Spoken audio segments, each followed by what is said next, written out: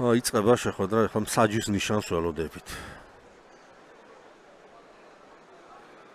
ჩასვინა მსაჯმა და დაიწყო შეხვედრა. ორივე საკმაოდ ესე ენერგიული ჯიკაობით ცდილობს ერთმანეთის დაზვრას ადგილიდან, ნახოთ რომლის უპირატესობა გამოიკვეთება.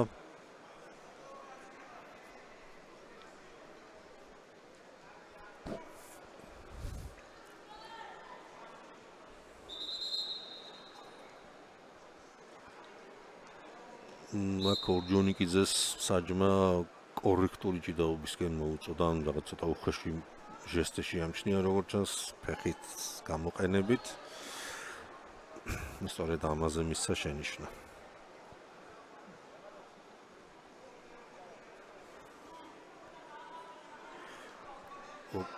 აქ ცოტა ხელიც მიარტყა ორჯონიკიძემ. ზონის ცენტრში არიან კლავაც დგომი, მაღალი დგომით ჭიდაობა, არც ერთი არ არის მოხრილი და თავდახრილი.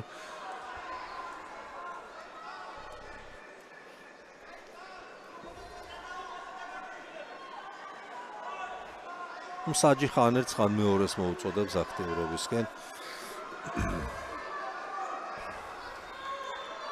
ბოლოს მან ლურჯისკენ გაიშვირა ხელი, ანუ ორჯონიკიძისკენ, თუმცა ორჯონიკიძე უფრო მეტად ცენტრში დგას.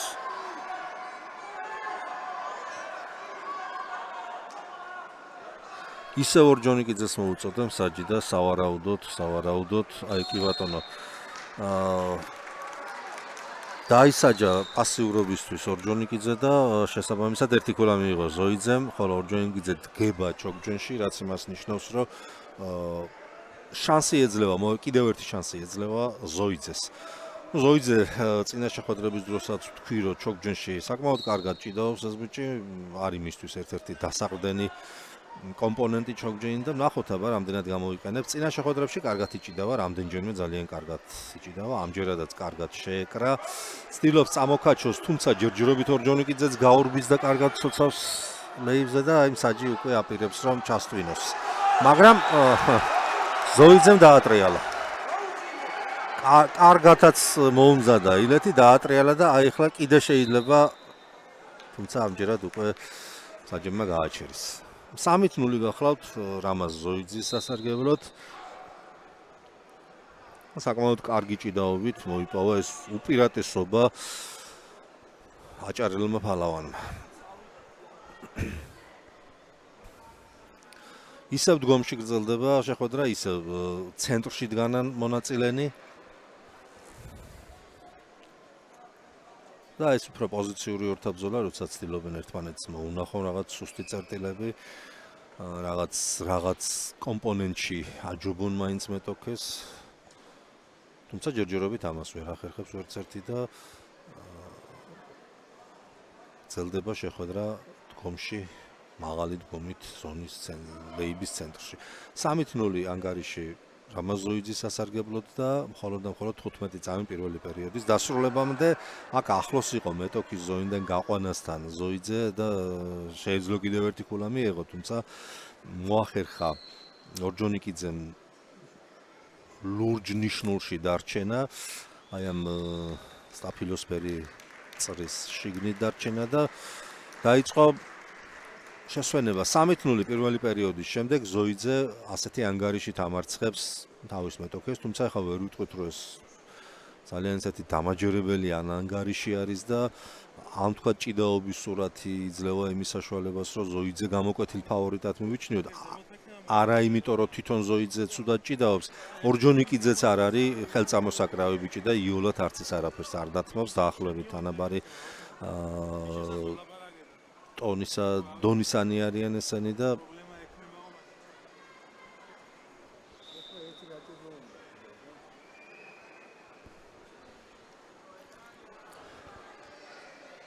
დაიწყო მეორე პერიოდი.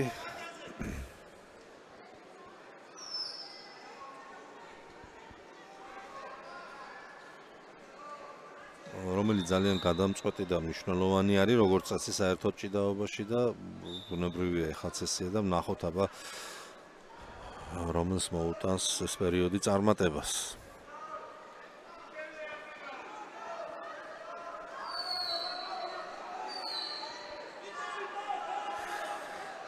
აქ ორჯონიკიძემ კარგი გდება გვაჩვენა. ორჯონიკიძემ შეასრულა ზოიძის საყვარელი ლილეთი ისრული, თუმცა ბოლომდე თუმცა აქ რაღაც კი მიიყვანა ოღონდ აი ორი ქულა მიიღო და არა 4. ტაბლოზე ჯერ არ ასახულა, მაგრამ საჯმა ნამდვილად აჩვენა. ხო, თათმირი აქვს ახლა მსაჯებს. სამივე უცხოელი მსაჯი ყავს ფინალებზე. ხო, რაღაც ცოტა მთლად ისეთი კუთხითაც ვერ გადავარდა ზოიძე, რომ ულაპარაკოთ, აი დავაკვირდეთ ეხლაც იქ დაყოვნებაც იყო, მე კი წავიდა ცოტა. აი, ხო. და მე ორჯონიკიძე ხო არ მოყვა იქ ცალბეჭზე. მოდი ერთხელ კიდევ ვნახოთ, აბა. ორჯონიკიძეს ეხლა აქ უკვე რაღაც ტკივა აი ამ მომენტში. სავარაუდოდ ფეხი იტკინა მან. აი აქედან კარგად წაიღო. რა ვიცი, მე მგონი კი დავარდა ის თავიდან რაღაც გვერდზე. არა, მე მომეჩვენა რომ ჯერ მუცლი დავარდა და მერე გადატრიალდა მეთქი, მაგრამ გამეორებაზე ჩვენს რა ასე არ არის. და ფეხს იტკიებს ორჯონიკიძე. ну ყოველ შემთხვევაში ძალიან ცუდი იქნება თუკი ტრავმა ხელშეუშლეს გარდაბნელ მოჭიდავეს ფინალური პაიქრობის დასრულებაში. ჯერჯერობით კი მსაჯის მიერ ნაჩვენები ორი ქულა ასახული ტაბლოზე არ არის.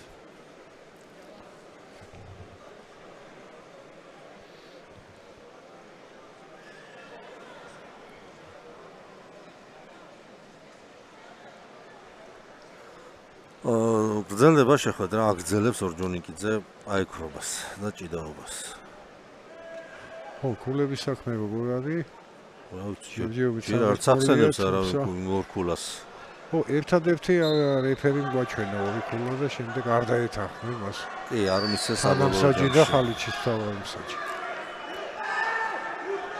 გაგრძელდა ძალიან დაძაბულა და დრამატულად გრძელდება შეხვედრა, ძალიან ისე მათ უტევენ ერთმანეთს ორივე. და აი ხა უკვე ორჯონიკიძე ახლა პასიურად მიიჩნიეს ზოიძე. ცოტა მეცინება ამ ახალ წესებზე. ასეათ ისე ერთი ქულა მიიღო და საკმაოდ და ძალიან კარგი შანსი მიიღო ორჯონიკიძემ 3-1 გახდა ანგარიში და ახლა აქედან თუ კი დაატრიალებს. თავს კარგად უებრძნობს ორჯონიკიძე აშკარად ეთყობა გამომეტყონებაზე.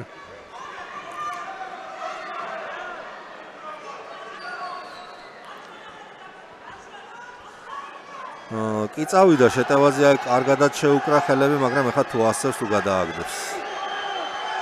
აღარ ექნება შანსი.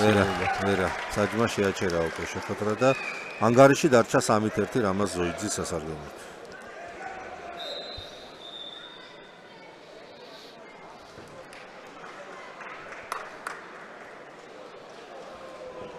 ვეღარ აგრძელებს ესე იგი შეხვედრას ორჯონიკიძე. აი ამ ტრავმის გამო ძალიან ცუდი რომ არ მოგვეცა საშუალება ბოლომდე გვენახა ეს შეხვედრა, ვინც ეს კიდე რამდენი დავკარგეთ სანახაობრივი თვალსაზრისით. ამდენად პირველი ჩემპიონი უკვე გვყავს, ეს გახლავთ აჭარელი რამაზ ზოიძე 77 კილოგრამში გამარჯვებული, რომელმაც შეინარჩუნა შარშან მოპოვებული ტიტული და ბევრი არ არის ისეთი სპორტსმენი, რომელმაც ეს მოახერხა და მით უმეტეს ბევრი არ არის ისეთი, რომელმაც თავის წონაში შეინარჩუნა გუშინ მაგალითად კიდე ორმა სპორტსმენმა, იგივე გამპრელიძემ და თუდონ აბულაძემ, თუმცა შარშან ისინი ქვედაწონებში გახდნენ ჩემპიონები. კი ბატონო, აჭარა საქმე 4 ოქროს მედალი, 4 ვერცხლი ასევე და 6 ბრინჯაო ყველაფერი ეს მეზმორო მოუს ჭიდაობაში. გარდაბა საქმე ამავე სტილით უკვე დღეს რა იღეს მათ 1 ოქრო, 1 ვერცხლი, 1 ბრინჯაო და ყავთ კიდევ ერთი ფინალისტი რობერტ კობლიაშვილი. ეხლა შემოგთავაზებთ თავისუფალ ჭიდაობას უკვე 74 კილოგრამი გადამწყვეტი დასკვნითი შეხვედრა, ანუ პაიქრობა ოქროს მედლისთვის. ერთმანეთს შეხვდებიან ამბროლაურელები გიორგი ელბაქიძე, ეს წითელი ფორმით იქნება და საბა კობახიძე, ახალგაზრდა მეტოქე, თუმცა ელბაქიძეც არ არის ასაკოვანი და სავეტერანო ასაკის.